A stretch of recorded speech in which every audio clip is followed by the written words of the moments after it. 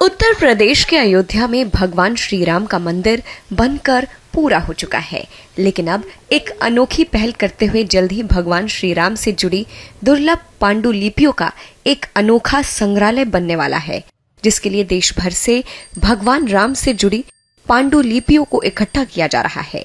अब तक देश विदेश से लगभग 80 से 90 लोग अंतर्राष्ट्रीय राम कथा संग्रहालय से संपर्क कर चुके हैं।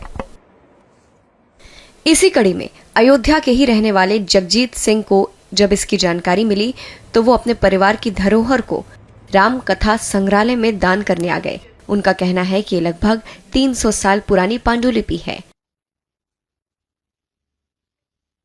ये रामचरितमानस है। ये हमारे पुरखों के द्वारा सुरक्षित अभी तक रखी गई है और इसका हमारे बाबा जी नियमित पाठ करते थे। बाबा जी के स्वर्गवासी होने के बाद अभी धरोहर हमारे पास है। मैं नियमित इसकी पूजा करता हूँ।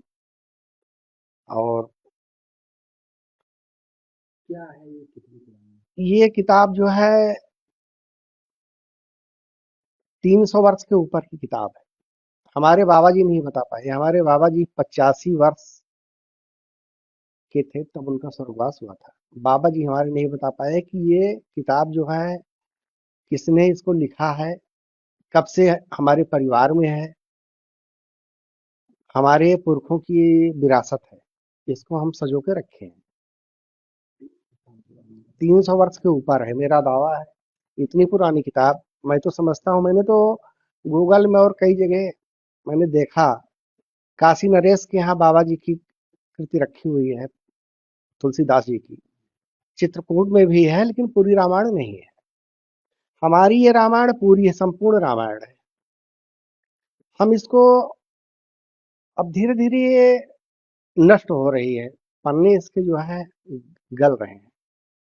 तो हम इसको श्री राम जन्मभूमि अयोध्या जी में समर्पित कर रहा हूँ। देना चाहिए।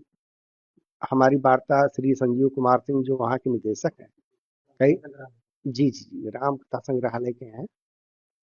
तो हमारी उनकी वार्ता हुई तो उन्होंने कहा, भाई आप इस किताब को जो है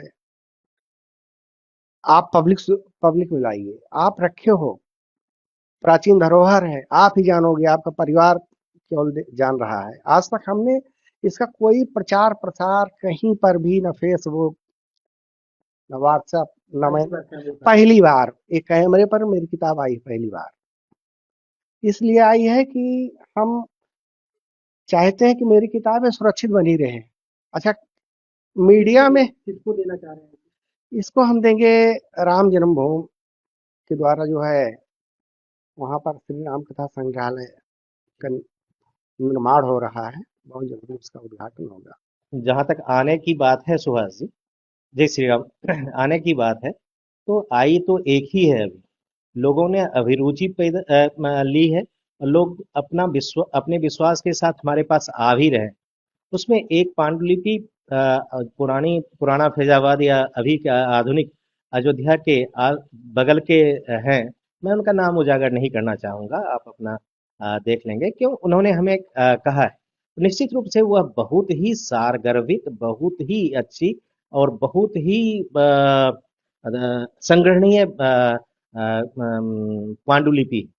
मैं ये नहीं कहूँगा उसका वैल्यू क्या है, ऐसी कई कापियां बनती रही हैं, लेकिन उन्होंने इतने वर्षों तक संरक्षित करके रखा हुआ है। और वो रामायण वो रामचरितमानस जो है अंतर्राष्ट्रीय राम कथा संग्रहालय श्री राम जन्मभूमि को दे रहे हैं, तो निश्चित रूप से उनकी प्रेरणा में कहीं भगवान बसते हैं।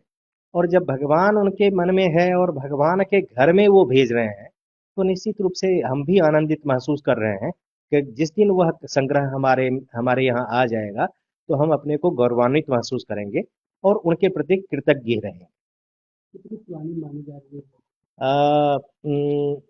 वैसे विशेषज्ञों का कहना है कि भाषा की और लिपि की जो जहाँ तक बात है, कई आधार होते हैं इसको जानने की। एक तो लिपि है, दूसरी दूसरी बात होती है इंक, जिसको हम स्याही कहते हैं, तीसरा है पेपर, और चौथा है कि लिखने का स्टाइल, स्क्रिप्टोलॉजी जिसको कहते हैं। तो स्क्रिप्ट लिखने की जो प्रक्रिया होती है, जिसको उर्दू में कहते हैं ना, किताबत करने की बात होती, किताब जो करते हैं, तो वो किताबत करने वाले जो है लोग, जो लिखते हैं, या कैलीग्राफर जिसको कहते हैं, सुलेख लिखने वाले लोग, तो उनके आधार पर हम लोग निश्चित करते हैं। तो इसके आधार पर मैं तो इतना कह सकता हूँ, और जो हमारे एक्सपर्ट्स बता रहे हैं कि ये 1.5 से 2 दशक सैकड़ा में है। 200 से 175 साल इसकी उम्र होनी चाहिए।